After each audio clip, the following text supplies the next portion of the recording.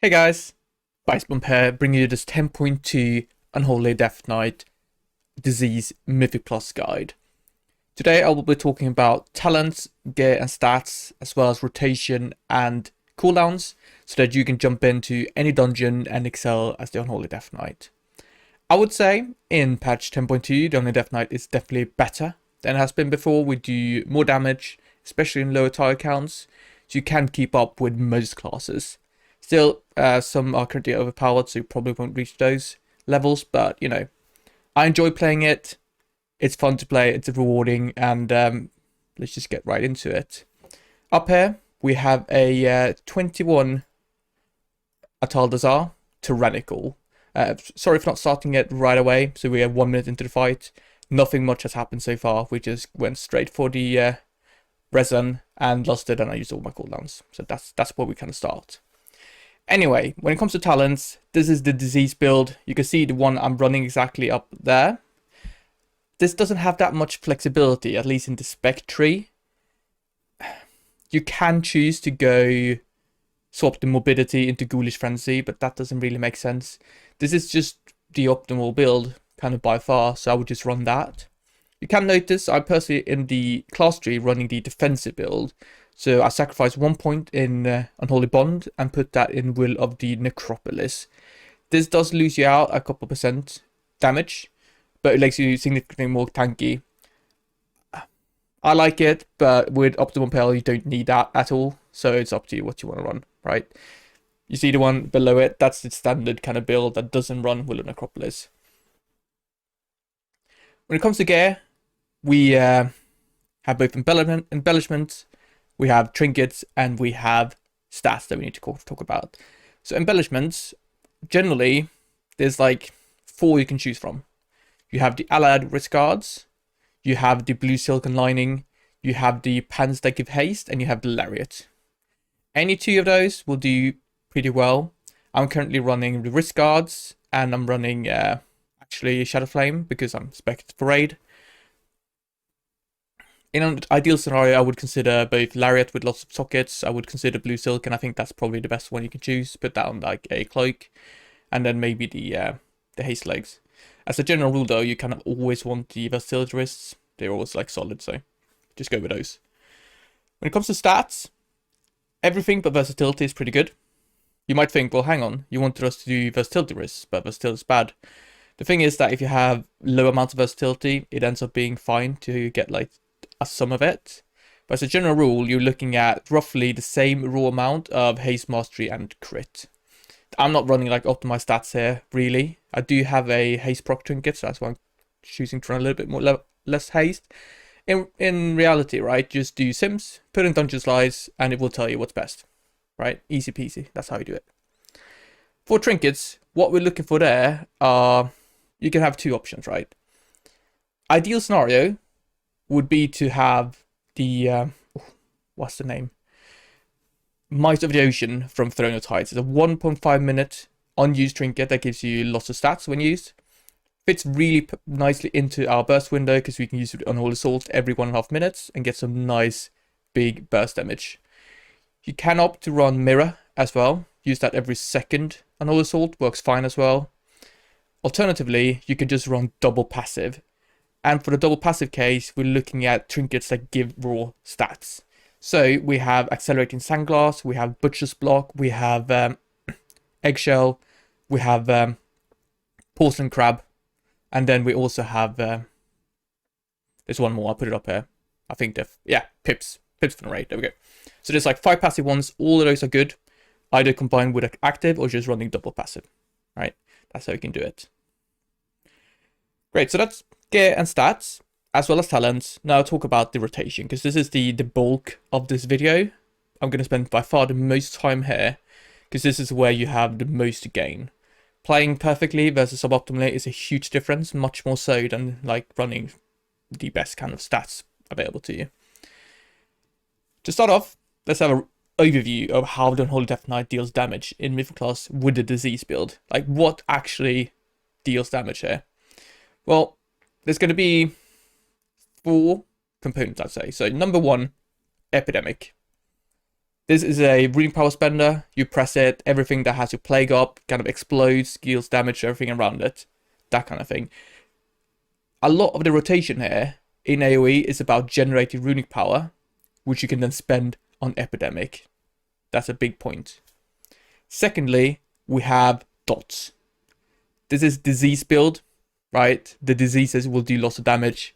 We have Plaguebringer, we have Ebon Fever, we have Super Strain.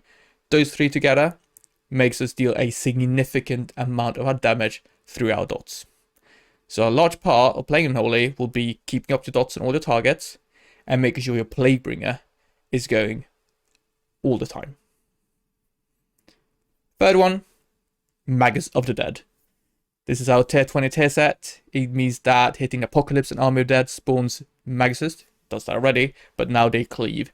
And that's going to be around 10% of your damage in any given instance. It can be a bit lower, can be a bit higher.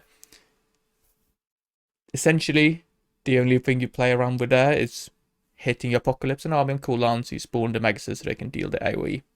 You can see them there down to the bottom. They're shooting their little shadow bolts on all the targets. It's only the shadow bolts that cleave, by the way. The frost bolts are single targets. Fun fact. You can also see, if you have my week or pack, I do track when they're up. Not because I actually play around it, but just so I can see kind of when they're about to go off. Last aspect, Defile and Skirt Strike Cleave. Defile is essentially mandatory in Mythic class. It is so powerful. So unfortunately, you won't get around picking that up. What it does is it adds a mastery buff to us, which is great. It makes our Skirt Strike Cleave, which is good. That's both dealing more damage and bursting more wounds, which gives us more runic power, which goes into Epidemic, right? And it deals a lot of damage on its own. Those are the 4 pillars of Unholy Mythic class, and we'll talk about each one of them and exactly how to play. But that's kind of giving you the preview of Unholy DPS. Now let's talk about the opener for a given pack and how we kind of use what we just talked about to make sense of the opener. As you run into the pack here, you pop down Defile as the first GCD. This does a couple of things. 1, start dealing damage, good. 2, start stacking up the mastery buff you get from Defile. You can see it right up there. Gives you mace mastery. 3, enables your first Skirt Strike to actually cleave, because that's going to be the second point, hitting Skirt Strike. This might sound counterintuitive. You might be familiar with, alright, we hit Skirt Strike when there's wounds on the target. In with claws, that is completely irrelevant with this build. We hit that initial Skirt Strike to activate our Plaguebringer, because we want to get as much uptime on that Plaguebringer as possible, right? If we wait 5-6 seconds into the pool, we will lose a significant percentage of Plaguebringer uptime in the whole dungeon, right? That's why we do it. By the way, for Plaguebringer, in any dungeon, if you look at your details, you are aiming for at least 90% uptime on Plaguebringer. If that number is below 90%, you are not doing that properly. Anyway, number 3, we're going to apply our diseases. Kind of kind of obvious. Apply the diseases so they can start taking deal damage. We do this after Plaguebringer. This is primarily because Unholy Blight stacks up quicker when Plaguebringer is active, which is a bit of a fun fact there. But yeah, that's going to be your first 3 GCDs on every single pack in a dungeon, as well as bosses. Always do that order. Defile as you run in, Skirt Strike, apply your dots. If you're really far away, you can do, you can outbreak from range and then Skirt Strike when you get in. But generally, you should be close enough to the tank that you don't need to actually do that. Right, that's it. So that's your first 3 GCDs. What happens next? Well, when you have the tier 31 set, the next step on the agenda is to get your Apocalypse out. If you have Unholy Assault, you do Unholy Assault into Apocalypse. If you don't have Unholy Assault, hope that you get a wound proc on your target so you can use Apocalypse straight away. If you don't, do Festing Strike into Apocalypse. You do not need to actually worry about having 4 wounds on the target. Sure, it's nice, but you do not want to spend time setting up 4 wounds on the target for your Apocalypse in AoE. Like, the ghouls themselves do very little damage compared to like the... You lose a lot of value if you just wait with it. So either hit Unholy Assault or Festering Strike, or just send it straight away if you can. Get that Apocalypse out. After that point, just send all the other cooldowns. So Dark Transformation, Abomination Limb. Yeah, those are the only 2 when available. Okay, that's the next step of kind of an opener done. You did the first 3 GCDs, you then used all your relevant cooldowns. After this point, you are likely wanting to refresh your Plaguebringer. It takes a couple seconds there to get through all those GCDs, and your Plaguebringer is about to elapse. Furthermore, your Defile is also about to, go away. You ideally want to just hit 1 Scourge right there before that first Defile diminishes. We do this because we're going to want to use Epidemics lots here. And the ideal case is to kind of use Epidemics when you're waiting to use the next Defile. That's kind of like the most efficient.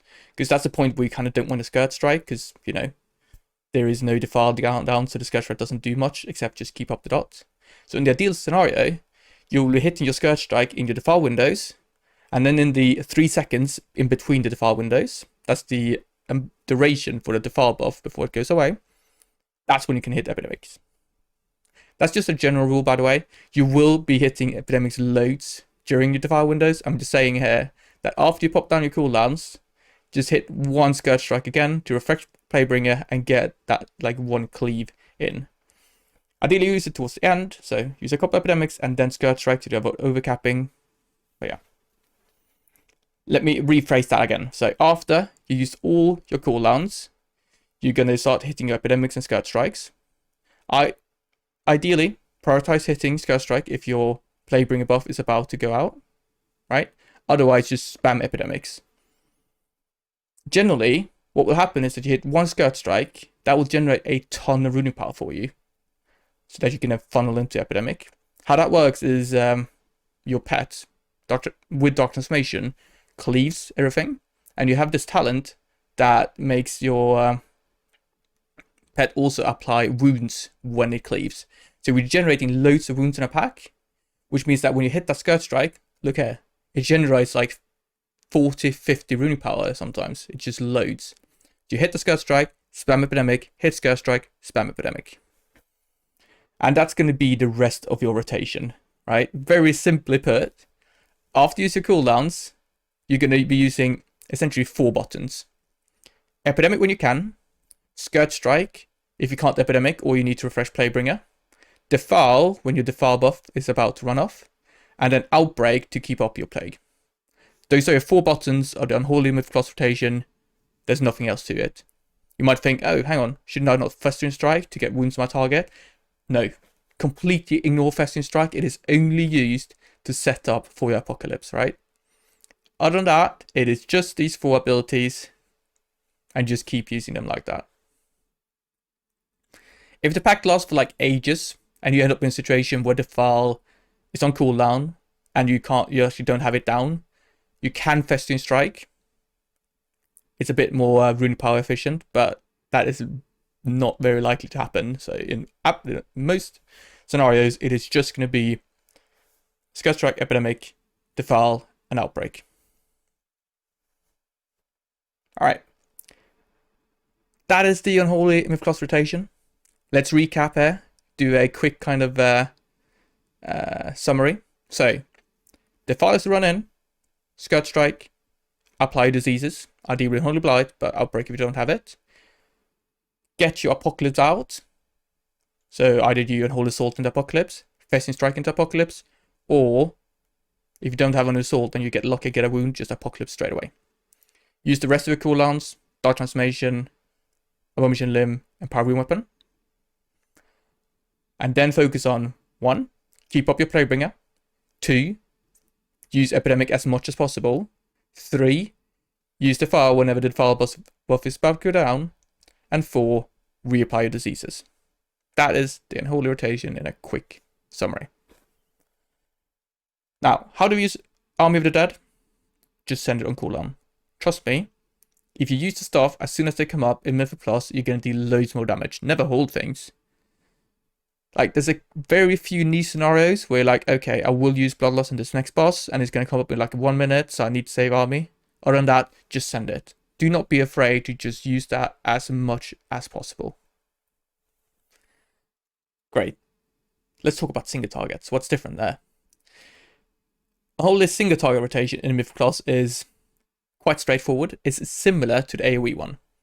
So again, as you initiate on the boss, you go Defile, Scourge Strike into dots. The next step is to set up wounds for your Apocalypse. In single target, you do want 4 wounds, so you do Unholy Assault into Apocalypse or Double Fester into Apocalypse. And then you use the rest of your cooldowns. So Unholy Blight, or that you use that with your dots, so Dark Transformation, Abomination Limb, Power Weapon, that kind of thing. After this stage, it is the single target rotation. So you do Festering Strike to build wounds, Scourge Strike to burst them, Death Call to fill in. That's it. And then use your cooldowns as soon as they come up again. Easy peasy. When it comes to Defile, you use that by every Apocalypse window, use 2 of them back to back. So you get the Mastery buff to last across that Apocalypse window. Other than that, you kind of just sit on it and wait for the next Apocalypse. So every 45 seconds, you will hit your Apocalypse and then Defile twice. That's how that works. Great. That's almost everything. One big piece of clarification. When do you Death Call? When do you Epidemic? So as a general rule, you would Epidemic whenever there are 3 targets. Death Call otherwise. That does change if you run approved Death Call, because then you get 2 target cleave and Death Call, but we pretty much never do that, so no reason to actually care about that, so all good.